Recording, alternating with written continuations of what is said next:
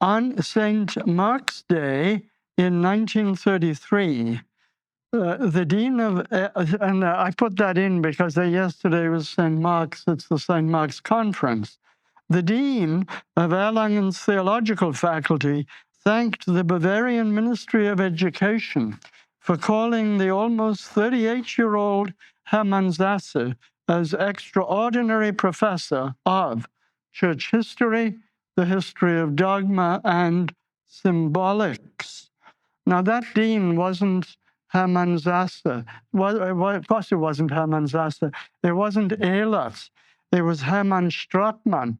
And he is the guy who wasn't a Nazi, but he was a rabid German nationalist who liked it when Hitler conquered other countries.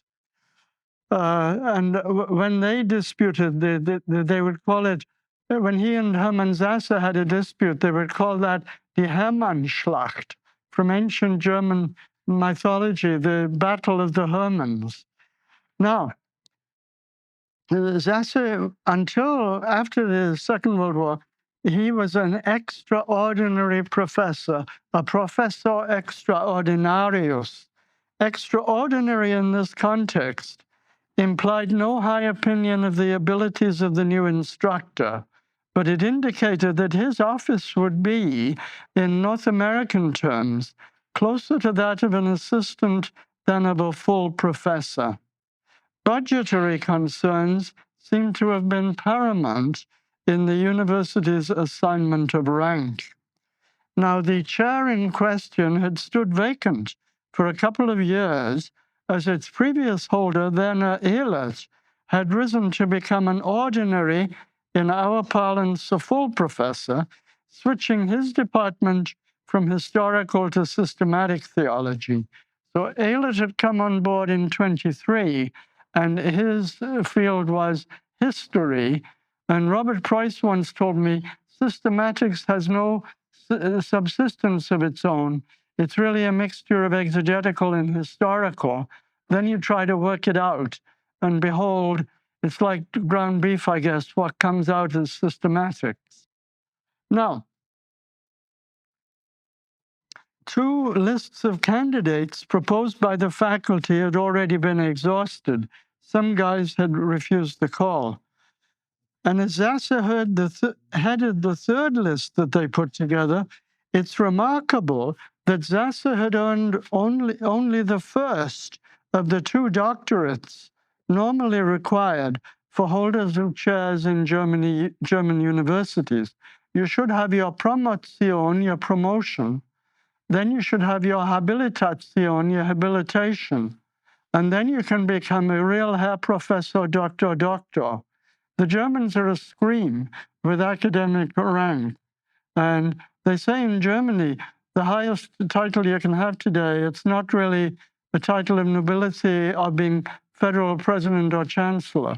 It's being a Herr or Frau Professor. But, and so from the German point of view, we in North America who are professors, we're really low grade because we're only a Herr Professor Doctor and not a Herr Professor Doctor. And I once saw a student come in to visit with Heiko Obermann, who was my professor in Tübingen, wonderful man. I think I disagreed with him about everything, but he knew everything. And this student came in, did a low bow, says, "Sehr geehrter Herr Professor Doctor." And I thought, oh, heck, that's far too much. But Obermann took it in his stride. Now, this is remarkable. They made an exception in his case, and I think that exception was a public acknowledgement by the university and the ministry that he'd already made a mark on German theology and church life. So he wasn't a total unknown factor. He had his Promotion, but never his Habilitation. But then, of course, he goes to Australia, and he only had the rank of lecturer. Anyway, now, I think the benefits of an exceptional appointment flowed in both directions. The university did well to get Sasse, although he very soon became the hot potato because of his opposition to the Third Reich. Now, despite the strings attached to his call, I mean, they kept him at this secondary state. They paid him less until 1946, when the American military government basically says, recognize this guy. And despite not having been the university's first choice, Sasse had landed a plum position in the German university context. With 472 registered students in the summer semester of 1931, wouldn't St. Louis or Fort Wayne like that? Wouldn't we at St. Catharines like even 40? The theological faculty, founded in 1743, could be joined only by professors sworn to the Lutheran confession. Now, Reformed and United people could come in as a docent, where, you could be a tutor or lecturer, but to be a proper professor, you had to be a properly certified Lutheran. It stood out among the German theological faculties ecclesially by having the right not only to certify for ministry, but actually to ordain. So it had a kind of churchly status. Now, in the setting of the 19th century Neo-Lutheran movement, Das Neuluthertum, which kind of revived everything after Pietism and the Enlightenment, Erlangen had been rivaled only by Rostock, and then, I suppose, Leipzig is a distant third as a stronghold of the stricter Lutheranism. And even during Sasse's time, well, some of the professors, we would think of them as a bit on the drifting to the liberal end, but it was still the Lutheran Hochburg, citadel.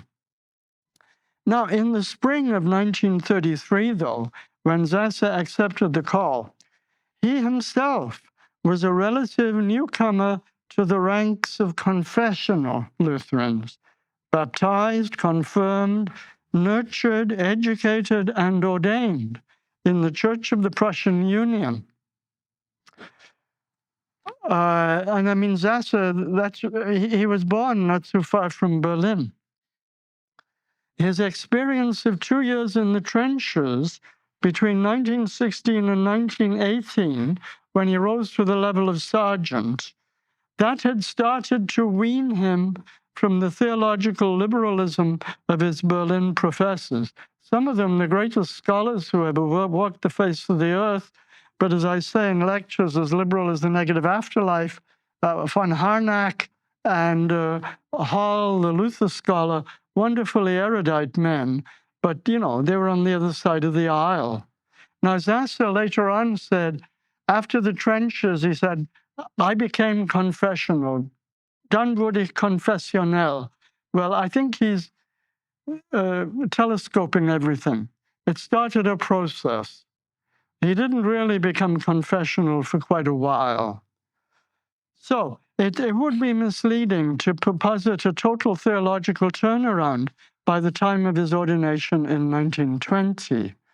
Now, our sister or mother church, the Zelk in Germany, they have an aged enfant terrible who I think himself must be about 80, and we're going to be celebrating the 80th birthday of one of the brethren, Pastor Funk. We're going to be celebrating that as it happens today. Stolle is about the same age. Bishop Schöner said that he had a delayed puberty crisis. In middle to late life, he kind of went as liberal as the negative afterlife. He led the charge in the Zelk for the ordination of women. And when we did that Festschrift for Sasse in 2020, Volker Stolle was offended that Sasse had begun as a higher critic, and then he'd had the temerity to attack Rudolf Bultmann. And Volker Stolle goes up one side, down the other. And see, in Sasse's doctoral thesis, which was on the coming eon, Ion Homelon, Ion Erchomenos, it's called. He'd said there that the pericope about our Lord walking on the water was originally told as a resurrection appearance to Peter, and later on they put it into something in Christ's earthly ministry. Well, Sasse couldn't help it. He'd been schooled in all of that stuff. I was. But it really helps to understand it, because then you can critique it, I think. Whereas if you have no idea where it's coming from, you really don't know what they're doing with this stuff. Now, Pastor Schwinger of Hamburg, he apparently was the guy who first wore a chasuble in the Zalk and celebrated the sacrament with full dignity. And he said that Sasse had Protestant eggshells on him. So he came, as a bird out of the shell. But those shells of the Prussian Union Church and of the University of Berlin, those protestantische Eierschale, haben ihm angeklebt, stuck to him, you see. And I find that true in the case of his deficient Mariology. Sasse tended to think the Blessed Virgin Mary was a dead Roman Catholic, and you have to, you don't want to talk about it too much. Well, that's Prussian Union stuff. Now, it wasn't until his postgraduate studies at the Congregational Hartford Seminary in Connecticut in the academic year 1925-26, during which he sought and received maximal exposure to American Lutheranism, but all of it, from the United Lutheran Church through the Middle to Missouri and the Synodical Conference. Not until then did Sasse gain appreciation for the distinctives of the Lutheran confession. Remarkably, his first encounter with Leyer's 3 books on the church took place at Hartford, an institution to which I Googled a while ago, discovering it nowadays seems to specialize in Islamic studies. Now, and that's amazing. It's like an Englishman goes to Hong Kong and discovers Chaucer. I'm sure it can happen. Thereupon, Sasse increasingly gravitated to what our brethren in the Zelk call Concordia Lutheranism. They tend to say they are the Concordia Lutherans, das Concordia Luthertum, which defines itself in terms of the Book of Concord. But as he did so, he refined a mindset sharply different from that characteristic of the Synodical Conference Lutherans of that epoch. Sasse was a keen linguist, competent in English and French. I'm sure his French went into cold storage. He wouldn't need it too much in Australia. And he must have thought the English they spoke there was kind of peculiar. But anyway, he could not but be cosmopolitan in his theological culture. He was a cosmopolitan German.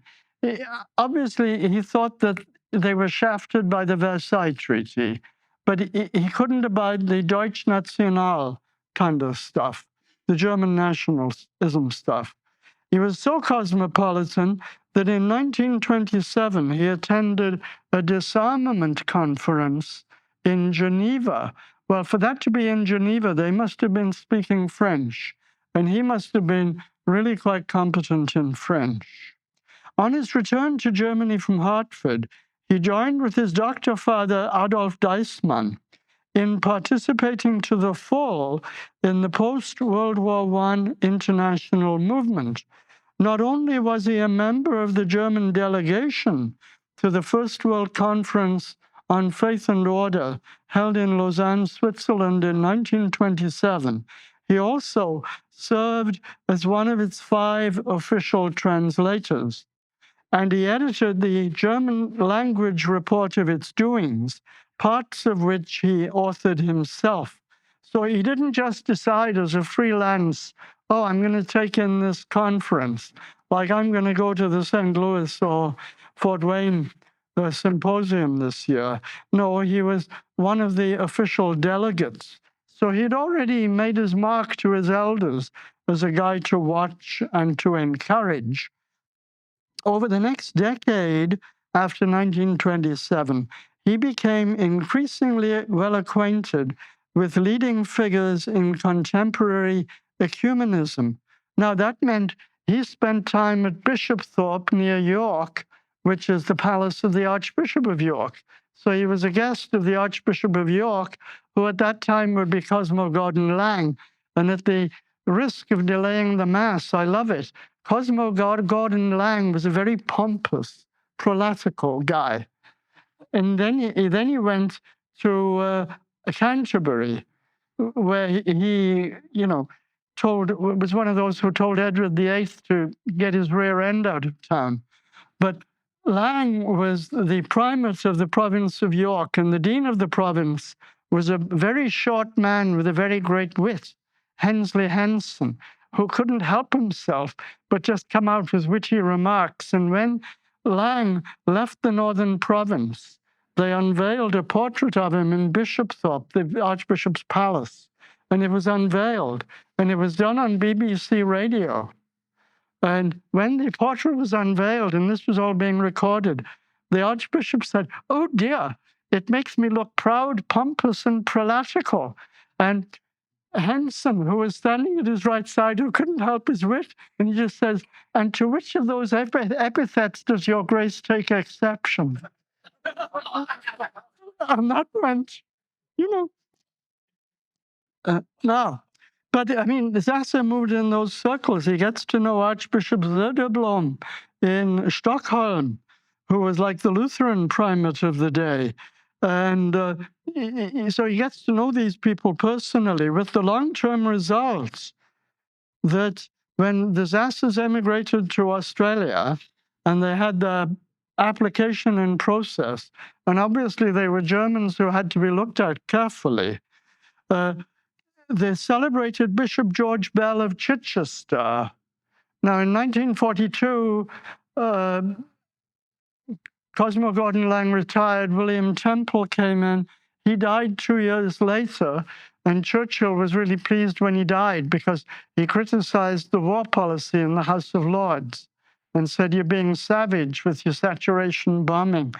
And they say, Churchill's secretary came in and found him beaming in bed, having his first scotch of the day. Said, "Why are you so happy, Prime Minister?" "Well, the Archbishop of Canterbury died." And he said, "Well, why did you appoint him?" And Sasse said, "Well, he was the only penny article in a sixpenny bazaar." No, he was the only sixpenny article in a penny bazaar, that he stood out so much. Well, now, George Bell wrote a letter to the Australian government commending Sasse. And now George Bell, do you remember when Bonhoeffer was led out to the gallows?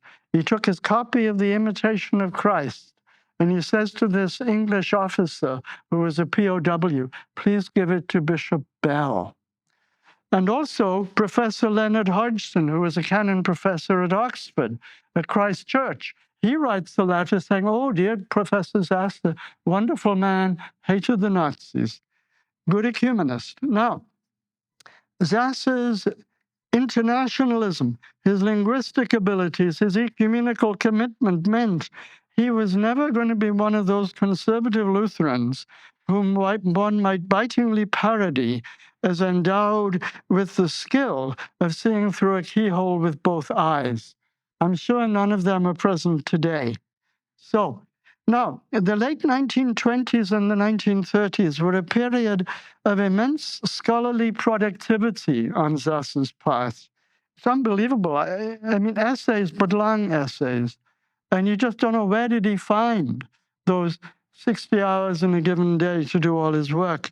One wonders how he managed to combine life as a married man with 2 young children. A third daughter died shortly after birth, sadly.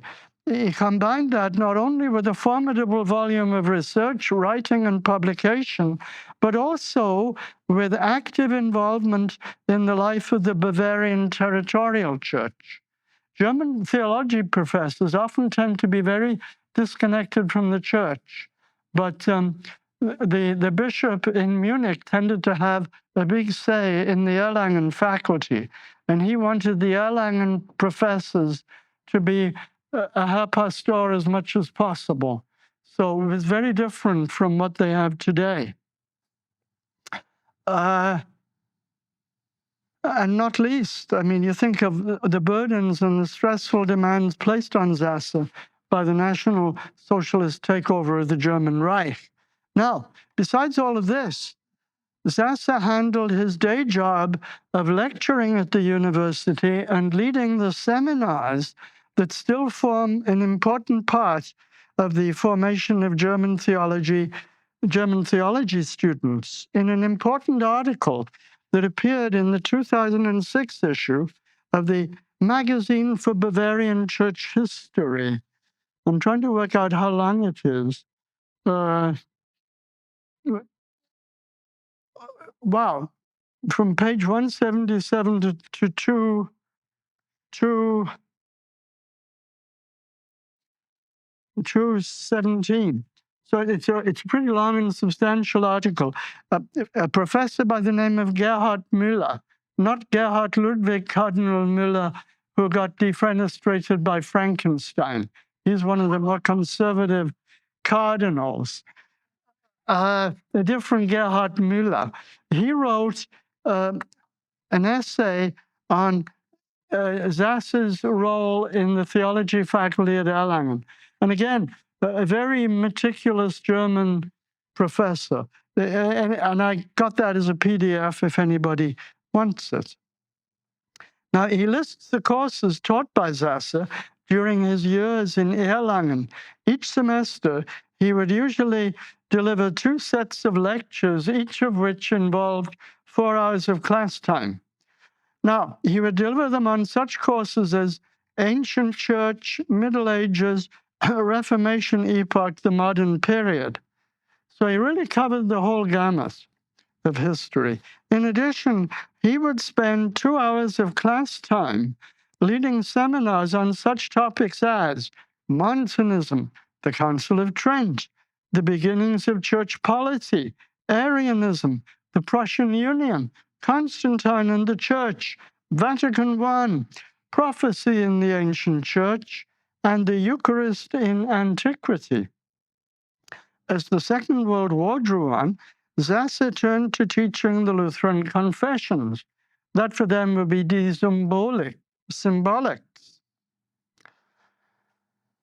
And he found enough interest to add a 2-hour Society for Confessional Knowledge to the existing lectures and seminars in the area. Now, as I register the content of Sasse's teaching in Erlangen, I realize he was covering, though I think at a higher level, essentially the same ground as I've been dealing with over the last 33 years at the seminary in St. Catharines. Now, the major difference being is I think his lectures would have been more packed with data. I sometimes lecture in the manner of the Venerable Dr. Scare, which, is a genre all of its own, is it not? And I think his lectures would have been more packed with data, and the demands made on the students would be much higher than what is customary among us slackers in North America. For a leading German academic, Sasse produced relatively few major monographs. Relatively few. His year in Hartford bore fruit in a small book on American Christianity. See, no wonder they wanted him at Erlangen. He knew what was going on in the here and now. So he writes about Amerikanisches Christentum.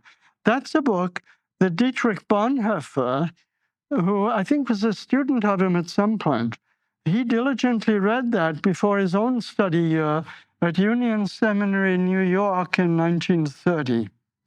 As already indicated, Sasse was a major contributor to the volume he edited on the Lausanne Conference of 1927. Now, the ecclesiological issues that increasingly pressed on him in the 1930s led to his editing and contributing 3 major essays to the symposium volume Vom Sakrament des Altars, on the sacrament of the altar, which appeared in 1941, despite an increasing shortage of printing paper. Now, and then we Lutherans of the Anglosphere remain in his debt, for This Is My Body, a volume written in Australia to introduce English-speaking Lutherans to data that Sasse knew to be familiar territory to German-speaking theology students, whatever views they held on the topic. I feel sorry for him writing "This is my body" in English, because in the earlier stuff, he's writing in German, and you can just put down on paper what's in your head. I wouldn't be distressed if I were kidnapped and had to speak and live in German for next month. Fine. Now you tell me to write in it, and ach du lieber Gott. I mean, really, when you write, however good your German is, your English base remains there. I know Scandinavians who talk like they're the second cousin of the Queen. They write quickly, and you can tell they're thinking in their own language. To brush it up and make it look like real German, boy, you need a good editor. And Sasse, I think, when he wrote in English, he could have used, well, Professor Hodgson to come over from Oxford and say, "Okay, old boy," and then, polish it all up. Now, rather than producing forbidding tomes apt to gather dust on a bookshelf, Sasse emerged in the 1920s already as a major theological essayist of his age. Now that means a busy pastor who's got a couple of hours, or you're sitting in a hospital, you can read an essay or two. It's a bit like the essays by that English physician who writes under the pseudonym Theodore Dalrymple, who has very good social critique. You can just handle an essay or two. Whereas if you have that 300-page book, well, no, you've got confirmation class, 2 visits, and a sermon. But it's a very good genre to get into the discussion, I think. On account of his preference for the essay genre, he opened himself to the charge, which appears to have been made by Paul Althaus, that he engaged in mere journalism. That's a disparaging swipe that I think, in fact, he could wear as a badge of honor. His literary production is infinitely more lucid and user-friendly than the output of many German theologians one might name. I know some German theologians, if you're talking with them, they're lucid. They write. And well, unless you are a Herr Professor, Doctor, and possibly have a couple more doctorates like Albert Schweitzer did, das versteht kein Schwein, if you know what I mean. No one knows what on earth you're on about. Now, Sasse was just so lucid. I think he went out of his way for people to understand him. Some of his output was actually designed for lay consumption. In this respect, he reminds me of some of those leading English theologians who were his contemporaries, and he becomes good friends of theirs. Like, the canon professors in Oxford, Cambridge, Durham, regularly they have to preach the sung Eucharist or Matins, and they're expected to engage in pastoral care. And even Söderblom, when he was a professor in Lund, he had a little country parsonage, and part of the deal was, well, you take Sunday services and you look after these people. And when you do that, you don't get so abstract and highfalutin that, kein Schwein versteht what you're on about. Now, and that's a problem we have, I think, that a professor can become detached from the life of the church. And then what use are you? Now, as he produced comprehensible essays of readable length, Sasse remains accessible to North American Lutherans, lay and ordained. Now, as he switched from being a Lutheran of the Union in the Prussian church, and there you could be, you're on the Lutheran side of things, you're on the Reformed side of things, or in the middle, you're kind of united, and you don't really believe anything about anything. Now, when he was in that church, you're obliged to live and let live in a broad church. He switches over slowly to being the sort of Lutheran who balks at intercommunion with the Reformed. As that happened, he grappled ever more deeply with the topic raised already in the multi-confessional awakening, the Erweckung of the 19th century. That Erweckung awakening, kind of pietist, but pietist with a difference. Then it became confessional. Now, there's an issue that arose then. Well, think of Sasse, Leah writes 3 books on the church. Somebody else wrote, 7 books on the church. Somebody wrote 9 books on the church. Walther was really part of that movement. He writes on Kirche und Amt, church and office. It's a topic that's in the air at that time, the topic for the Oxford movement. And Newman decides to become a Roman. This issue lay on the table at the great international ecumenical conferences in the 1920s and 1930s. It's ecclesiology. Leah says, every other word that comes out of people's mouths is church. That's the issue he's dealing with. Well, Rob Hogue, who became Orthodox, used to say, you can't say, oh, Jesus, I love you, but I hate your wife. The bridegroom and the bride kind of go together. Now, one of my favorite works by Sasse is his major essay published as a pamphlet in 1938, Kirche und Herrenmahl, which I translated as Church and Lord's Supper for one of the volumes edited by Matthew Harrison, His Grace the Lord Archbishop Harrison. Now, perhaps his ecumenical encounters with the Christian East and some Anglicans emboldened Sasse to perceive the centrality of the Eucharist in the life of the Church. Now, he perceives the Eucharist is supposed to be the source and summit of the Church's life, the crown of worship. I don't think he ever experienced that in the flesh, although, a generation later, people were starting to. Although we heard, it was wonderful yesterday, that guy who comes out of the United Lutheran Church, who gets it in the 1920s already. Now,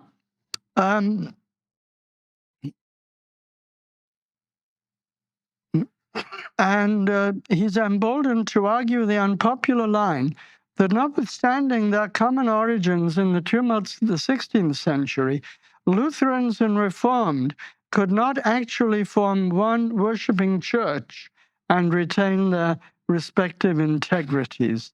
As Sasse turned against the union whence he came, he was rowing upstream against the current, bravely fighting a losing battle that he was somehow predestined to lose, as the German Protestant churches came together in the Evangelische Kirche in Deutschland, formed in 1948.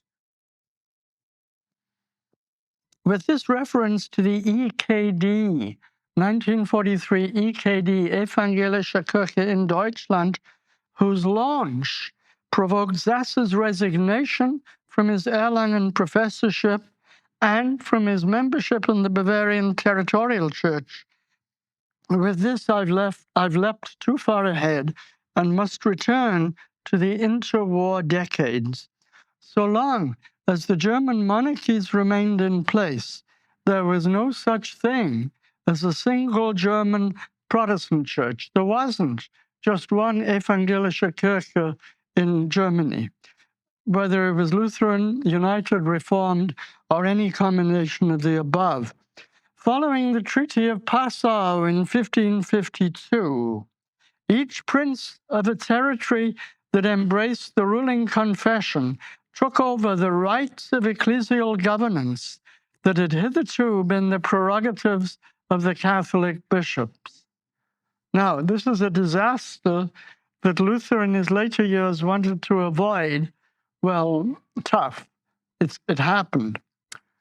Following the religious peace of Augsburg of 1555, Lutheran princes began to style themselves supreme bishops of the churches of their territories. So, the Kaiser, you see, was the Summus Episcopus of the Church of Berlin-Brandenburg. And I've read that in the last days of the war, some of his advisors said to the Kaiser, "Go to the front, Your Majesty, and encourage the men."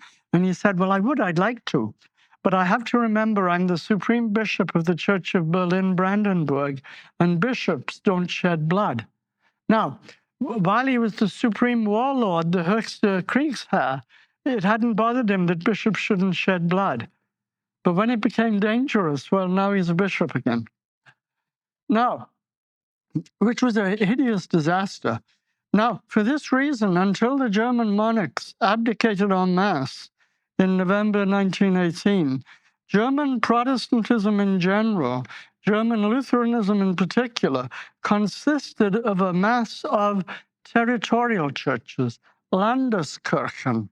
Each of them had its own governance, the Konsistorium, nominated by the prince. Each of them had its own church order, Kirchenordnung. And Brother Carver, in some Missouri, I don't see Matt Carver. I see at the back. Some Missouri Synod educational institutions are as mean as second pickings, really. They should give that guy a Doctor of Letters, don't you think? Start that campaign. Yes, that's a good idea. Now, he was telling me all the work he's done in those church orders. Well, you see, you have the Book of Common Prayer, and you know what all Anglicans do. And then you have a Canadian Book of Common Prayer, a US Book of Common Prayer. In German Lutheranism, no. You have 3 million Kirchenordnungen, which may differ widely. That's why when the Lutherans come to North America, you can't have a uniform practice. Now, some of those Landeskirchen, such as those on the minuscule territories of the imperial free cities, they were quite tiny. The Hanseatic city of Lübeck, where my dear colleague and friend Werner Klein now lives, it boasted its own church, but it was in communion with all the other German Lutheran churches. So you might have 20 parishes, but that's a church. And then it's in communion with the Church of Schleswig-Holstein, with the Church of Hanover, and so on and so forth. Now, the Weimar Republic, all of a sudden, the churches are disestablished. The Weimar Republic says there is no longer a state church.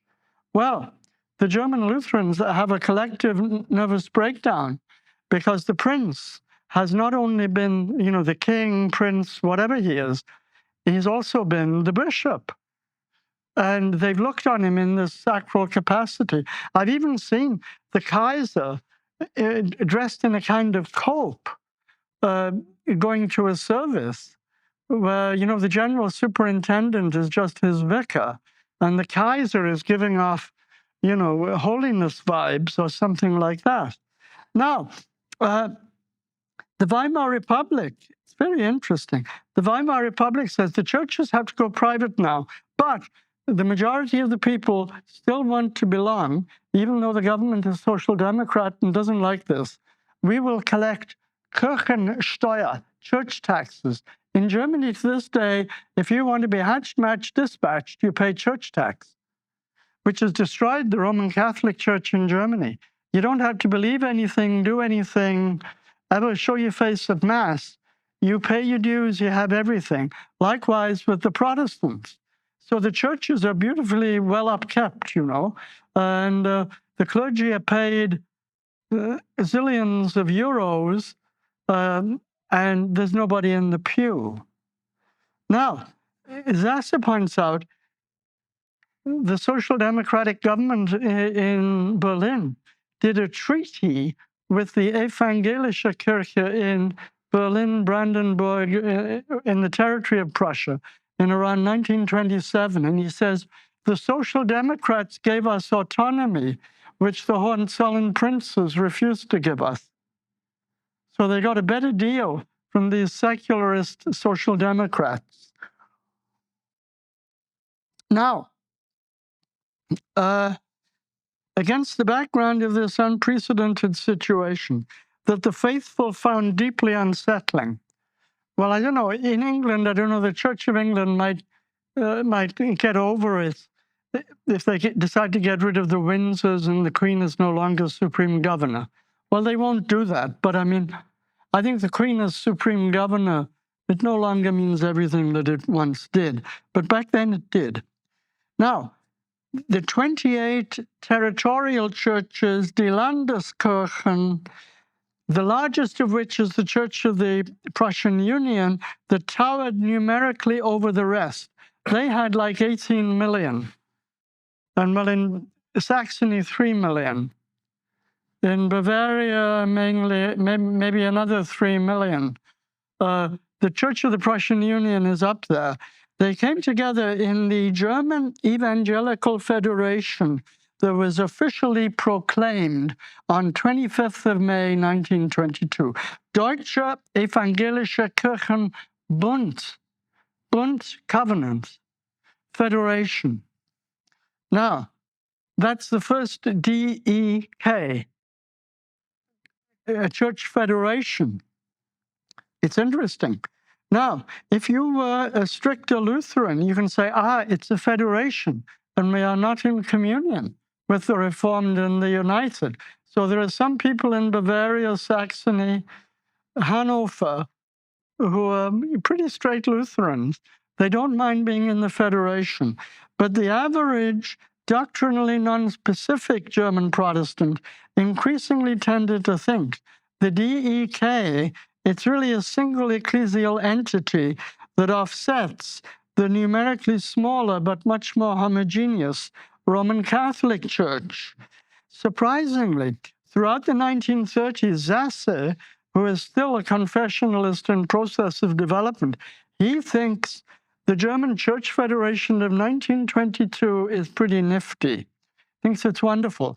Some of the people in Bavaria said, no, we shouldn't be part of this. The people who were in the Leyer group, headquartered in Neuendettelsau, they had the magazine Freimund. They have a Freimund publisher to this day, and they belong to the Society for Inner and Outer Mission in the sense of the Lutheran Church. Leyer founded that to be a kind of ecclesiola in ecclesia, like Robert Price founded his Luther Academy and so forth. You know, and that's die Gesellschaft für innere und äußere Mission im Sinne der lutherischen Kirche. They call it in Neuendettelsau, they call it the Society with the long name. And it's still up and running. Now, some of those people said we should not even be part of that. Now, the political turmoil of 1933 led to the dissolution of the German Evangelical Church Federation. And in 1933, a new DEK, the Deutsche Evangelische Kirche, German Evangelical Church, it is conceived, but it was never full-born. In a certain sense, it died at birth or whatever.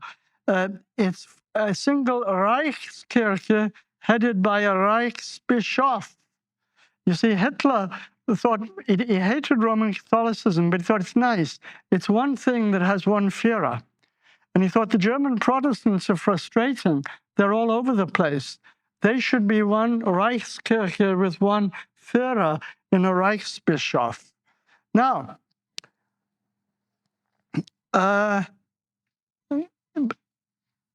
as the German Christians won the church elections of high summer 1933, as they moved to remold German Christian doctrine in alignment with Nazi ideology, the rise of the so-called confessing church, die Bekennende Kirche, proved their victory to be of the Pyrrhic variety.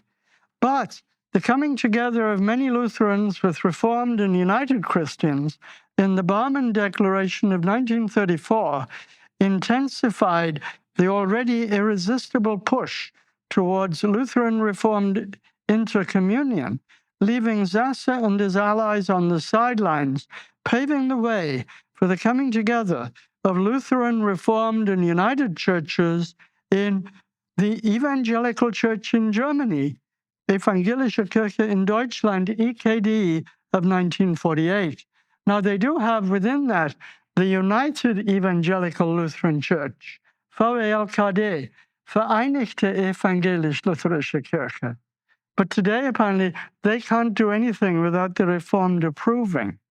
Now, Sasse's powerful essay of 1938, the major volume he edited in 1941, proved absolutely powerless to stem the tide. Lutherans of our stripe celebrate his memory as the theologian who has untiringly taught us Eucharistic fellowship is church fellowship and vice versa. Abendmahlsgemeinschaft ist Kirchengemeinschaft und umgekehrt. He's very clear on that. Now, in Sasse's scholarly work, we must salute him. He is the major scholar who rediscovers the Lutheran doctrine of the consecration. Where did he get it from? Well, Leah gave a series of midweek service sermons on the Abendmahl in 1866. They were published as Leah's Abendmahlspredigten. Now, in the Fritz Schrift, the Festschrift for Fritz Eckart, I published an essay on Leah's Eucharistic sermons of 1866. They're great. I gave it a stupid title. So I should have just called it Leah's Abendmahlspredigten, his Eucharistic sermons. And it's for Fritz. Now, Leah dug deeply into Luther, and Leah had been taught receptionism, and Leah says, no, this is wrong. He says, the majority, especially in Saxony, teach this. He says, it's not in the Nuremberg church orders, though. And Leah gets it from Luther, and Leah gets it, and he gets it right. Now, I don't think Sasse knew the Leah's Abendmahlspredigten, because they were sitting in manuscript in a sacristy. And I don't think he had time to go over that with a fine-tooth comb. I think he dug deeply in Luther, and then he looked very carefully at the formula of Concord. Well, Sasse laid the foundation. Then his young disciple, Tom Hart, who agreed in the end of the day to call him Hermann. Sasse said to him, you must call me Hermann. And Hart, who was a very conservative spirit, how can I do that, very honored Herr Professor, Doctor? Call me Hermann. Then you must call me Du. And Tom told me, I told him, no, I'll call you Hermann, but Sie. Du, no. You can call me Du, but I call you Sie. Hart was one of the most courtly Swedes you ever came across. Unbelievably polite. Now, Hart did his great work.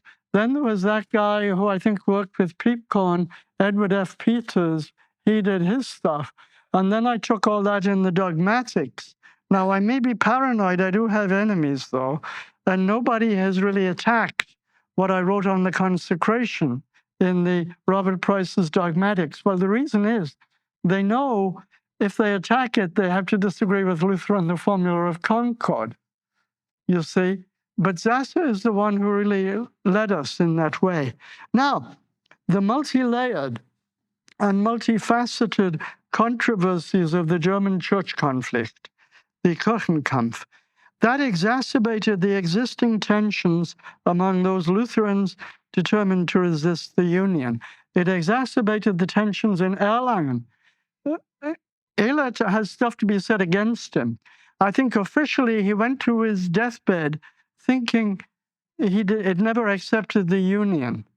Now, I think he deceived himself. And what was happening was this was the Union. And he was pretending, well, in my congregation, it's never coming in. And I'm never going to practice it. But on all the tensions about the Third Reich, with the result, you see, just as the Second World War ended and Sasse writes his confidential memorandum and he becomes like vice president of the university, the relations among the Erlangen faculty reach boiling point. Now, I told you the bad stuff about Ehlert and Althaus, that we must accept the Arian paragraph, and then, you know, the Ansbach declaration. And then Ehlert saying, look, Professor Sasse, you must state in writing your loyalty to the Third Reich. Well, there's a very crude American expression. I don't think I really know it. It can be paraphrased that the corporeal waste products got entangled with the air conditioning equipment. Well, I think that is what happens in Erlangen in the spring, summer, and later on in 1945. Then the knives come out. You see? Now,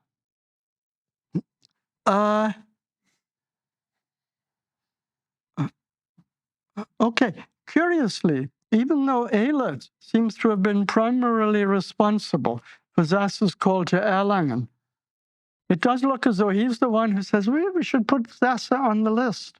And the first 2 times around, no one paid any attention to him. Then the 3rd time around, they said, okay, Herr Professor, we'll look at Sasse. Now, Ehlert probably thinks Sasse is his protege. Despite 16 years of working closely together on the faculty, these 2 professors, separated by only 10 years in age, held each other at arm's length. They addressed each other with the reserved Sie form. And if you're in German, you see, you have to work out Sie and Du. And, and the more German you know, you're supposed to know how it's to be. Well, when I was a student in Germany, all German students call each other Du. But you knew outside of that, you had to be careful with Sie. Well, I remember for the Sasse Symposium picking up at the Toronto airport Gottfried Martens and Tom Hart. Well, I picked up Gottfried and haben wir angefangen Deutsch zu sprechen. Okay, Hart can speak German. Gottfried and I are talking German. We talk German, welcoming Hart. We get in the car, and Hart is in the back, and Martens is in the front. And I used the familiar you plural form, ihr, and I called Tom Hart Du. Well, you could feel the ice in the car. And Tom Hart explained, I don't do the do. And I thought, hell's bells, how do you do this? You can't speak to do and see in the same conversation. So, okay, let's talk English. And I was told that Edmund Schlink, who wrote the book on the Lutheran confessions, he was a very formal Herr Professor. And in ecumenical dialogue, he became very good friends with an Orthodox bishop. And they became just the best buddies with each other. And at the end of the dialogue, Schlink bowed to the Orthodox bishop and said, you may say you to me. And I mean, in English, that's what we say anyway. Now, but they write he writes, Herr Kollege Sie. Well, you'd think after 16 years. Now, what is really surprising is the Australian Siegfried Hebert Sr. had done his doctorate with Sasse on the ministry in Leia. And it's very Waltherian perspective that he has. But he did that in the 30s with Sasse. The odd thing is, when Sasse received the call to Adelaide in 1949, Siegfried Hebert was writing to Ehlert, and Ehlert and he are on the Du. They say per Du. Wir sind per Du. And apparently, Helmut Kohl, when he was German Chancellor, he met with the French president, and he comes out and he says, Wir sind per Du. And the French understood that as we are lost. Nous sommes perdus. We are lost. But perdu, we're on the Du form, you see. Now, and that's surprising that there's still this reserve. Now, it's very clear Ehlert is deeply hurt that Sasse is leaving him because he thinks Sasse is the only other major opponent of the Union. And now, in the relationship, Ehlert was hurt, Sasse was hurt, bad stuff happens. 2 decades after he left Erlangen, Sasse wrote that when the EKD was formed, he had no option but to leave his professorship and to leave the Bavarian civil service. Now, at the time, Ehlert said, no, He's still a Lutheran. He's joined the Evangelical Lutheran Free Church of Prussia. He's become an Alt-Lutheraner, an old Lutheran. He could still, and he doesn't need to be part of the Bavarian Territorial Church. Sasse could have stayed. Eilert and the bishop said to Sasse, oh, no, look, it's still going to be a federation. It's not going to be just one church. Now, without arbitrating that debate, I recall when I met Sommer, Professor Sommer, this leading church historian, a very, very mild man, without a polemical bone in his body. He'd have a nervous breakdown if he attended a scare lecture. And he said everything that Sasse predicted has come true. And we who are in the Bavarian State Church, we can't be Lutheran. Now, understandably, Sasse's health collapsed in the aftermath of everything he'd endured during the Third Reich. Ronald Feuerhahn said he had a heart attack in 1946. Matthew Harrison zeroes in on his being struck by a devastating nervous breakdown at Easter of that year. Now, I had one in 2016. Wouldn't wish it on my worst enemy. And Sasse's North American leave in 1948 seems to have been geared at least partly towards R&R. Let him chill out and get stuff back. Now, his decision to become a lecturer at Emmanuel Seminary in Adelaide deprived German Lutheranism of an Orthodox theologian with the stature to stand up to the Union. And, I think Eilert was running out of gas. He died of cancer. And, I doubt if he had the fight in him anymore. Sasse had plenty of fight. He had lots of urine and vinegar in him until old age got him to quite an extent. And then it deprives the German university system of a professor capable of addressing the traumas of the Nazi era. Had Sasse's health forced him to take early retirement in his mid-50s, he would still stand out as a major figure in the history of 20th century European theology. But as you know, Germany and Europe's loss was the gain of Australia in particular and of all of us in the Anglosphere in general.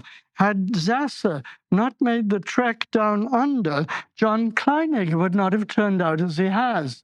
Kleinig was really Sasse's leading student.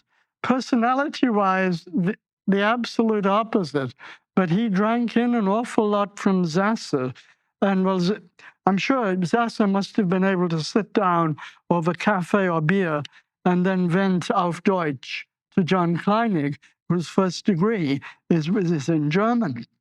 Now, even in the worst days of his post-war health crisis, Sasse was still spitting out letters and essays at a rate that defies imagination.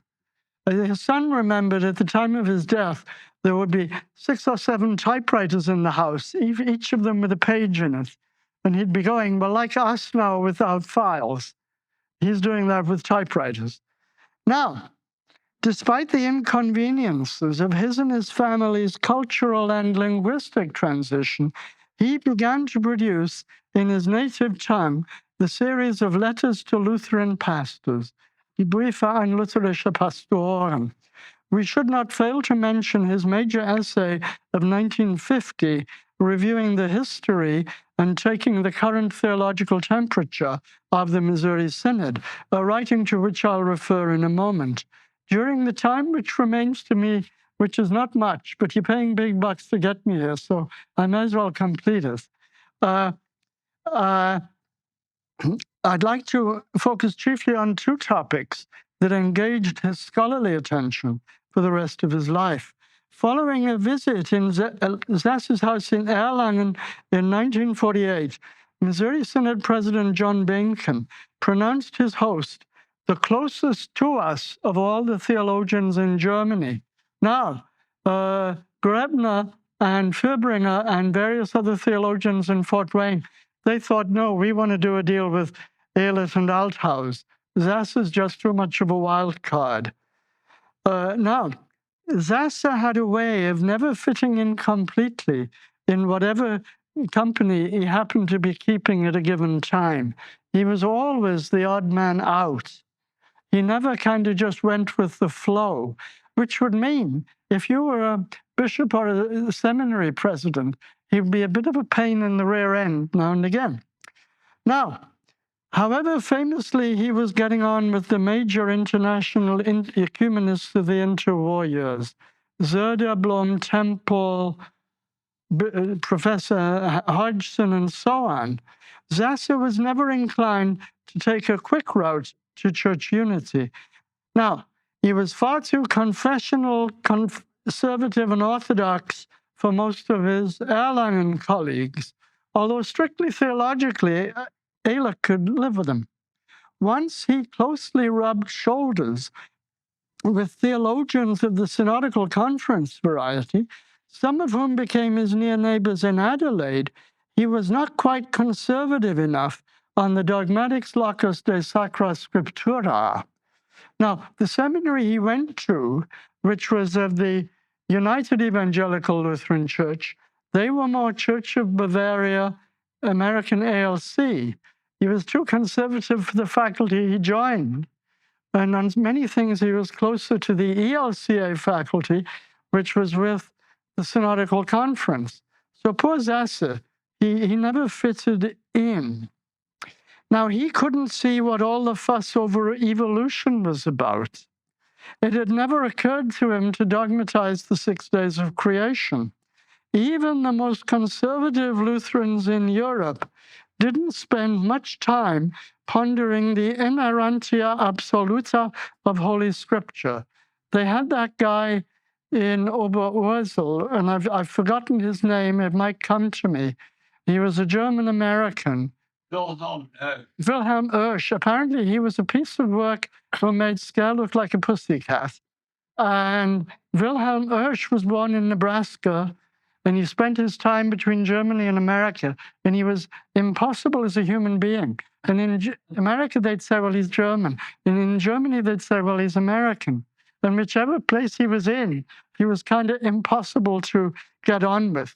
Well, he was a thorough Missourian and Waltherian in his theology.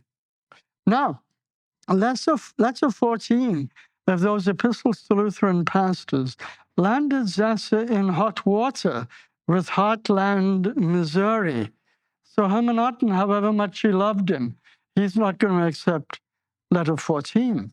I don't know now if Hermann's been put straight, if Hermann Otten has put Hermann Sasse straight, or if Hermann Sasse has put Hermann Otten straight. That's hidden from us. Now, that letter was probably the major factor that dissuaded Concordia Publishing House from releasing an already written Festschrift assembled in Sasse's honor.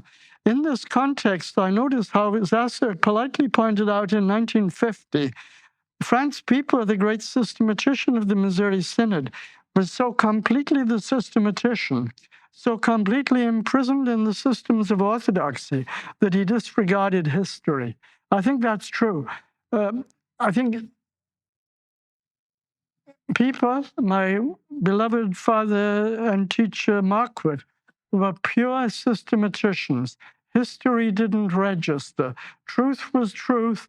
Time and place didn't matter. And for both of them, Missouri has never run. Our former president, John Grothe, who's now 80 himself, he used to say in a very deadpan way, there are three institutions in the history of the world that have never been run. The Roman Catholic Church, the Communist Party of the Soviet Union, and the Missouri Synod. Now, Sasse dared to maintain that Abraham Karloff borrowed the principle on which he based inerrantia absoluta from St. Aristotle. Well, there's quite a bit in dogmatics that comes from St. Aristotle. In the attributes of God, quite a bit that comes from St. Plato. And then it's there in your Pieper. It was just received in the tradition. Now, Sasse here provokes the disagreement of Robert Price, again my beloved father in God, who is now my kinsman, and Kurt Marquardt, as myself an occasional interloper into dogmatics, but primarily an historian who liked teaching my seminary's Gospels course in New Testament Greek. I'm impressed by Sasse's recognition in sentences written at the very end of his life that the rough visage of sacred scripture affords us a mirror image of the scandal-provoking lowliness of the incarnate Son. So months before his death, he writes this, I've translated it. We do not know why it did not please God the Holy Spirit to give us a dogmatics textbook, a smoothly consistent system of theological truths as Holy Scripture, but rather a collection of writings with its gaps, repetitions, doublets, variants, and manifest contradictions, offensichtliche Widersprüche, that are the despair of every exegete and historian. Nor does it help to call in the systematic theologian for him to build a theological cosmos out of the chaos of the Bible with his ingenuity and constructive thinking. God is no systematician. Gott ist nun einmal kein Systematiker, and the Bible as his word is the most unsystematic book ever given. Now, I think Kurt Marquardt would lose a heartbeat, so would Siegler. Scare would love it, I think. He could handle it. And in yesterday's sermon on the ending of Mark's Gospel, I thought, oh, I'm going to have trouble with Father Mark, but he was chuckling in this. So it's not going to be too bad at dinner tonight. Earlier, I forgot to mention the posthumously published Sacra Scriptura among Sasse's major monographs. Well, from the time he gets to Australia and he realizes, I've got to live with these critters in the Synodical Conference, he's working out the doctrine of the Word. Does he ever complete it? Do we ever complete any of our systematics? Now, that was published shortly after his death in Germany. But this work, which as John Kleinig put it to me 40 years ago, it's too conservative for the liberals and too liberal for the conservatives. And I think John Kleinig is preparing his version that he will go out with. I doubt if Fort Wayne will withdraw his DD. But anyway, that's an assemblage of scattered essays that he wrote in various times. He does a wonderful thing on Luther's chronology of world history, which I've told CPH they should translate it. That would be great. We may be sure, though, CPH will not be releasing his De Sacra Scriptura. His Grace the Matthew is not going to risk that one. In another context, I'm starting to work out parallel. Well, maybe when he announces his retirement. In another context, I've started to work on parallels between our neo-Lutheran icon Wilhelm Lehr and John Keble, the saintly founder of the Oxford movement. Now, there's an emphatic sacramentalism in neo-Lutheranism and in the Oxford movement. And it runs up against the same objection from evangelical Anglicans that it meets from Lutherans of decidedly Protestant stripe. That's too Catholic. It's rampant Romanism. Sasse offered a hostage to fortune when in one of his essays of 1941, he asks a rhetorical question. He says, if Luther came back, wouldn't he prefer the Roman Mass, in which they have retained the sacrament with the real presence, over a Lutheranism which has effectively abandoned the sacrament?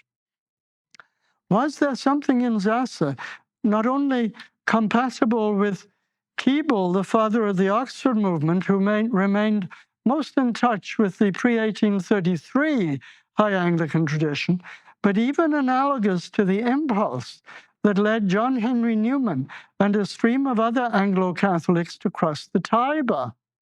At our St. Catharines Sasse Symposium of 1995, Gottfried Martens, that wonderful man who has 1,500 former Muslims in his congregation. Gottfried is something else. he delicately mentioned some familial skeletons in Sasse's determinedly Lutheran closet. Sasse met his future wife Charlotte, known as Lotte, when he was asked as a young pastor in Berlin to dissuade her from poping. This young woman was going to become a Roman, or Catholic. And John Kleinig has confirmed to me, Frau Sasse did indeed throughout her life feel the pull of the Church of Rome. So she's one of those high Anglicans who's just about to pope. They call it to pope. You also say to them, swim the Tiber, or whatever. The Sasse's youngest son, Hans, enrolled at seminary in Adelaide. He withdrew from seminary studies, and I think you're going to mention. Well. Yes. And he did become a Roman Catholic, married a Roman Catholic. Sometimes when I read instances of Sasse's most biting anti-Roman polemic, I hear him pleading, Lotte, Hans, don't do that to me. Now, Sasse's heart attack and his breakdown prevented his attending the first, I'm almost done, World War II meeting of the Faith and Order Commission. He was present at the first post-war session of conversations between Roman Catholic and Evangelisch theologians in Germany. In the last 20 years of his life, much of his research and writing focused on developments in Roman Catholicism before, during, and after the Second Vatican Council, as he made the claim to have been the most active of German Protestant theologians in the ecumenical movement in the interwar decades, so he stands out as the major figure among the Concordia Lutherans of his later life to engage knowledgeably, critically, but also with great love and esteem with contemporary Roman Catholicism. North American Lutherans of our persuasion have a long way to go to catch up with Sasse. And I'd say with myself. In his funeral sermon for Sasse, his former doctoral student, Siegfried Hebart, depicted his mentor not just as a scholar, but as an Old Testament prophet come back to life. Truly, there's no holding back Sasse on a rampage. So Sasse would speak prophetically, denouncing all the nonsense that's going on everywhere. Now, truly, his rhetoric had no bounds. Readers react with fury or delight at his sweeping statements, his Pauschalurteile, and with Luther it's the same. And he also richly engaged in the art of prediction. Kleinig will tell me, he would say, there's going to be a huge debate on the Trinity in your time. And the students say, no. Look at where we are now, though, today. Now, to quote Hebart directly, with the fervor of an Old Testament prophet, he predicted developments in history and issued his clarion call to the faithful to assemble for battle. I would argue that in his gut, he sensed the inevitability of Pope Bergoglio, who is more Frankenstein than Francis, as the inevitable outcome of the surrender to modernism at Vatican II. I close. Father Charles is saying, thank you, Jesus, and he's thanking the Blessed Mother. We can get on with the Mass. I close with the postscript he wrote in 1975, a year before his death. That's less than 50 years ago, to the second volume of his essays, published as In Statu Confessionis. Now, this is typical. He's gone into prophet mode. The whole of Christendom is going through one of its greatest crises, which is also shaking up Lutheranism down to its deepest depths. What must shake us all up in our depths is the fate, das Schicksal, that threatens the Christendom of the whole West, a fate in which our Australian church shares to the full. We who live in the far southeast, on the margin of the Asiatic world, a small Christian minority among the mass religions of Islam, Hinduism, Buddhism, and now also Maoism, we are hearing more clearly than the Christians of Europe and Asia the rumblings of the earthquakes that threaten the West. We ask ourselves whether the Christians of the West are standing before what Eastern Christendom suffered long ago. We view the ruins of ancient churches in Central Asia. Every mosque was originally intended to be a church. Behind the Redeemer figure of Mahayana Buddhism, there surely stands a final reminder of the one who is the true Redeemer of all men. We often have the impression that our fathers in the Reformation, who shared in the deep experience of the forward march of Islam, pondered more deeply the mystery of the Oriental Antichrist than we do.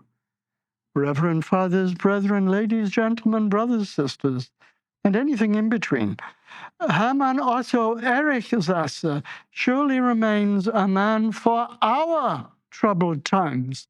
Thank you.